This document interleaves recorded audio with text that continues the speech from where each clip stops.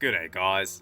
I've been wanting to try out some DOS games on my little RG Nano ever since I got it. So today I thought we would finally try installing DOSBox and try out a few of my favourite DOS games. We'll be using Drum78's custom firmware for this, which we have already installed in a previous video. Let's get into it. We're over on our Windows laptop now, and we've just gone over to rgnano.com, which I will link down in the description below. From the top menu, we just want to click on Emulators. We want to find DOSBox Pure. Here it is here, it's the second entry. We want to go all the way across to Download. It mentions to install it, all we have to do is place the DOSBox OPK file inside the Emulators folder on our SD card. Unfortunately for me, this didn't work. I'll show why a little bit later, but a workaround that I found to get it working does require 7-zip. If you don't already have it installed, just go over to 7zip.org and download and install the correct version for your operating system. With both the DOSBox OPK file downloaded, as well as 7zip installed, we can close off Chrome and open up our downloads folder. So here's the DOSBox Pure OPK file here. We'll start by installing it the official way. So to do that, you just copy it, and you want to insert the SD card from your RG Nano, which we have already done. You want to open up the ROMs partition, which for me is E drive. It's the one that Windows can read. The other one Windows can't read. As you can see, it says you need to format it. Do not format it. We want to open up the emulators folder, and we just want to paste it in here. So according to the documentation, that's all we need to do. But as I mentioned, this did not work for me. So what I did to get it working was we'll go back to our downloads folder. We'll right click on the OPK file. We'll go down to show more options if you're on Windows 11. If you're on Windows 10, you don't have to click that. Go to 7-zip and we'll go open archive. We want to open up the cores folder, and inside should be an SO file. If I just drag it over, there it is there. DOSBox Pure libretro.so. We just want to drag this file out to our downloads folder. So you can just click and drag it, nice and easy. Once we've extracted that single file, we can close off 7-zip, and we want to copy this SO file. So just Control C, go back to our SD card's ROMs folder. We want to open up the libretro folder. We want to open up cores, and we just want to paste it in here. So that's pretty much it as far as getting DOSBox actually installed and working. But obviously the RG Nano does not come with any DOS games, so we'll also have to copy some over. I've already downloaded a bunch, and I've just put them in a folder called DOS games. So we'll just copy the entire folder over to the root of our ROM's SD card. So this area here, we just want to paste it in here. So they've all finished copying, and there it is there, DOS games. You can call the folder anything you want. You can call it DOSBox, MS-DOS. It doesn't really matter, as long as you know what the folder's called when you're looking for it. With all that done, we can safely eject our SD card and put it back into our RG Nano. We're back on our RG Nano now, and I've just put the SD card in and turned it on. Now we are using the retro front-end theme, and unfortunately you cannot access DOSBox from this theme, either using the official method or by using my workaround. It just doesn't show up. So we will have to press the power button once, go up to Set Launcher G-Menu 2X, and enable that theme. So now we've changed our launcher. The official way to start DOSBox is to just open it from the Emulators tab. You can change tabs by pressing L and R, by the way. So we've highlighted DOSBox Pure, we'll just press A to open it, and straight away it takes us into a file manager. Now the issue is, if we go to our DOS games folder, there's a heap of games in here, but if we go into any of them, it doesn't detect any files. I've tried creating batch files and using EXEs or COM files. For some reason, nothing is detected. To exit out of it, you just press Start. Now to use my workaround, we go over to the Games tab. We go down to PicoArch, open that up. It should default to the cores folder, and inside is our DOSBox Pure libretro.so file that we extracted and copied over earlier. If we open that up, it does load into the little DOSBox file browser. So from here, you would just navigate to where you copied your DOS files over. It should be under Media. Just press A, and I created a folder called DOS games, so there it is there. And here's all our DOS games. We'll start off with something nice and simple, Crystal Caves 1. If we open the folder, we can see cc1.exe. Open that up. We won't go resume, we'll go new game. And there it is, Apogee logo. Press start. So straight away, we can see the Crystal Caves logo is cut off, and that's because the screen is being cropped. There's 3 different screen modes to choose from. If we press the power button once, press up. Under aspect ratio, you can see it says cropped. We'll change it to scaled. Just press the power button again. So now it is sort of all squished onto the screen. It's very hard to see, but it is all there. If we press the power button again, go over to none. Press the power button once more to exit out. And this is the third scaling mode. Depending on the game that you're actually playing, you will probably have to change the scaling mode to find the best one that works for you. We'll start the main games, press start a whole bunch. So here it is here. It is incredibly small, and it is all sort of squished, but that's just because of the scaling. If we press power button, change it back to... There is actually another one called stretch, so we'll enable that. And that stretches it vertically as well, so it's no longer a 1:1 aspect ratio. Press it once more, we'll change it back to cropped. This visually looks the best, but you do lose the left and right hand side of it. For crystal caves, it's not the end of the world, but it is tricky seeing enemies or obstacles coming up. So go into a level. So this is usually the first level that people play. There's a spike here, and it is really hard to see. If I jump over it though, it does get bigger. And if we change it back to scaled, it is almost impossible to see before it actually tries to impale you. Change it once more back to crop so it looks a bit better. And as far as performance goes, it's running this flawlessly. No issues at all. Full speed, sound works, and the default key mapping is pretty good. D-pad move, B to jump, A to shoot. Start is enter, and I believe select is escape. Yep, nice and easy. We'll press the power button once more, and we'll go down to advanced. So here's our main RetroArch menu. This is pretty uniform across all emulators, or most of them. We'll go down to options. Audio and video, there's not too much that you want to change there. There's show FPS, show CPU percentage. You can change the scaling, the filter, and there's some audio settings. Nothing too fancy. Press B. Emulator options. Now there's not too much that's useful in here either. You can change the emulated system, so under performance, but I found just keeping it as auto does give the best results. At the very top it says show advanced options, and it is disabled by default, but if we toggle it on, we do have to refresh it. So we'll press B a whole bunch, and then go back into the menu, advanced options again, and emulator options once more. Now we can see the advanced options. Unfortunately, there's nothing too useful for DOSBox. We'll go to next page.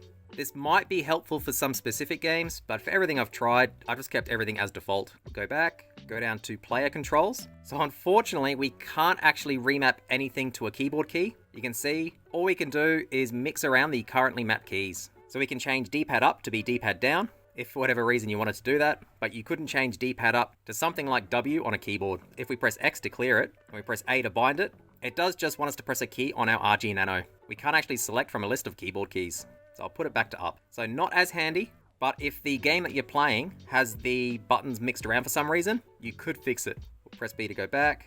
We've got emulator controls, and this is just the standard save state, load state, toggle frames a second, and our fast forward button. So you can actually fast forward in DOSBox, which is pretty cool. That's pretty much it for the settings. There's not much else to see. So we'll go back to the game. Now, unfortunately, to get out, you do either have to quit from the main menu, which is pretty tricky in some games since you can't remap the key. So what I found that works best is just press the power button and go down to exit game. Every time you exit, you do go back to the Pico Arch core selector. So you have to load DOSBox core once more, and then you select your next game. Don't press B on this menu since it does exit out of the core. On the screen, it says B goes back, but it doesn't actually go back one folder. Instead, it goes back to the core select menu. So to go back a folder, you just have to select ... and press A. We'll try something really old, Alley Cat. I used to play heaps of this when I was little. Works really well so far. Now I can't press N. Unfortunately, I can't get past this menu, asking if we want to use a joystick. We just can't remap anything. So Alley Cat not playable. We'll quit out of this. Once again, we have to go back into our DOSBox. We'll try Dangerous Dave. This is the original DOS version, not the upgraded version. Go to the D-Dave folder and dave.exe. We'll go new game. So it looks like it works. It is cropped again. By default, it crops all the games. Just keep that in mind. So B jumps, which is pretty good. It's a pretty simple game. Very, very cool for the time though. So you can see here, we are off screen. So I think I may have to change the scaling to scaled, or the aspect ratio to scaled. There we go. So that does seem to work. Later on, you do get a weapon, but you should be able to fire that using A. So we'll quit out of this one. We'll try Duke Nukem 1, which is probably my favorite Duke Nukem game. Episode 1, go new game. Now, occasionally you will get to this little DOSBox start menu. I'm not too sure what the requirements are to actually trigger it, but if you get into it, you just have to select the same file again, so dn1.exe. So again, it's cropped, that's fine. Pressing start a whole bunch should actually get us into the game. Sound works. So B's jump and A's fire, it's not too bad. And once again, it runs full speed. When you pick up an item for the first time, it does show you hints. So we'll see if we can quit out. So there it is there. So start should be mapped to enter. So pressing start should close it, and it did. Nice and easy. If you've never played Duke Nukem 1, it's definitely worth checking out. It's a pretty cool game. Episode 1 is shareware, so it's completely free to download online. We'll quit out of this one. What about Duke Nukem 2? This was a lot more demanding than Duke Nukem 1. So we'll try it. We'll go Nukem 2. We'll go new game. Again, we're in the little DOSBox menu. We just want to run Nukem 2. So we've got the Apogee logo. That's good. It looks and sounds great. It is cropped once again. So press start, new game, episode 1. Didn't take too long to load. So B's jump again, and A should be fire, it is. This is running a little bit slower than it should. Not enough to be a problem, but it's definitely noticeable, at least if you've played this game before. Still pretty enjoyable though. The sound seems fine as well. Yeah, I would say Duke 2 definitely playable, but unfortunately not full speed. Seems to be running around 10 to 15% slower than it should, but not a huge deal. What about something more demanding like Doom? So we'll open this up. This is just the shareware version, but unfortunately it just crashes and goes back to the main menu. We have to select it in the little DOSBox menu first. Go doom.exe, and yeah, it crashes straight away. I have tried a few different versions, including full version, version 1.1, 1.0.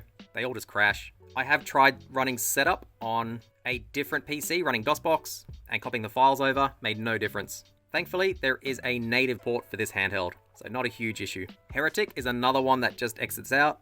It crashes before it even loads. It might just be a bit too demanding for it. Commander Keen 1, this is a great game as well. This is Keen 1, Episode 1, the shareware version. Once again, we're in the little DOSBox launcher. I have no idea why this pops up. It says it's decompressing graphics. There we go, it's loaded. Seems fine. I wonder how we're going to go with the controls. So B enters a level. B also jumps.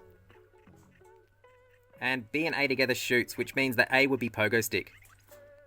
So it looks like this does work. It's another great one to play. It is cut off. It doesn't matter too much in Commander Keen, but we'll go to scaled. There we go, scaled. Doesn't look anywhere near as nice, but at least you can see everything on the screen. There we go. You can fire. Yep. If you haven't played this one before, I would also highly recommend it. This was sort of advertised as a Super Mario Bros. Killer back in the day. And it was pretty impressive. They were able to get smooth scrolling on MS-DOS, at least for the time period. Get out of this one. I don't think we're going to be able to play Leisure Suit Larry because we don't have a keyboard, but we'll try it, even if just for the neat theme song. So if the game actually starts, we can't enter our age, and yeah, it kicks us back out. So this does have a pretty simple age check routine when you first power it on, because it is an adult game, and it just asks you a bunch of sort of grown-up questions, I guess is the best way to explain it. And if you can't answer them, it does kick you out, as you saw. But since we couldn't enter our age, it didn't even give us a chance. There is a keyboard shortcut to skip it, but again, we don't have access to a keyboard. So we're still in the DOSBox menu, we'll have to go down to exit. Mother Goose is sort of similar to Space Quest, and again, that might be pretty hard to play without a keyboard. I guess you could say Mother Goose is a child's version of Leisure Suit Larry. We'll try Sky Roads. This one's a little bit more demanding. Go new game, back in the DOSBox menu. Let's go Sky Roads. We've got sound but no picture just yet. There we go. So pressing start seems to work. We'll go Road 1. So B jumps and up should accelerate, and it does. Seems to be working fine so far. Yeah, Sky Roads is perfectly playable. No issues at all. It's another pretty fun game. It does get really hard at higher levels. We'll go to the last level. And this is just ridiculous, as you can see. I guess it's an early rhythm game. Yeah, it is pretty hard. It does take a lot of practice to beat. We'll try Street Rods 2, which is probably my favorite DOS game. It's got a really awesome soundtrack. So we do just have a black screen. Not sure why. The power button also does nothing. I wonder if the battery just died. No, it was still on. It just crashed for some reason. So we'll power it back on. We'll go back into it. We'll have to go back to Games, Pico Arch, and our DOSBox core. We'll try Street Rods 2 again, since I did have this working last night. There we go. So it works now. Not too sure why it didn't work the last time. We can't press any numbers, but start, I believe, defaults to EGA and normal. It might be ad-lib. I can't remember the defaults. But it looks and sounds great. We can't type our name in, but just pressing start skips it. So this one has some weird key mapping. The D-pad moves the mouse cursor, which is good. And I believe R is spacebar. Yep. So a little bit interesting. We'll buy a quick car. Can't afford any of them. We'll have to go back to the first page. There's one there. The Ford Victoria. Have a quick look at it. Oh, it looks slow, but we'll grab it. Quickly tune the engine. Go up to tune. There we go. Perfect. Go done. And we'll go and race someone. He'll do. Go Aqueduct race for pink slips. So you hold up on this one. There we go. You press spacebar or R to change gear. It is automatic, so we don't have to change gears. I am losing though. I would say Street Rods 2 perfectly playable. You could obviously remap R to be A or B, just make it a bit easier. But it's not too bad out of the box.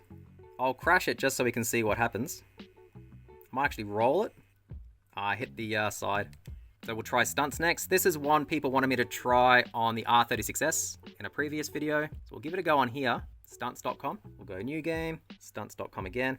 So our D-pad doesn't seem to be working. We'll press start again. It's just asking for the license check to make sure you didn't steal the game. I don't have the manual, so we'll just press A. So we're in the game. I didn't disable the security system by answering the question, so the car does just explode.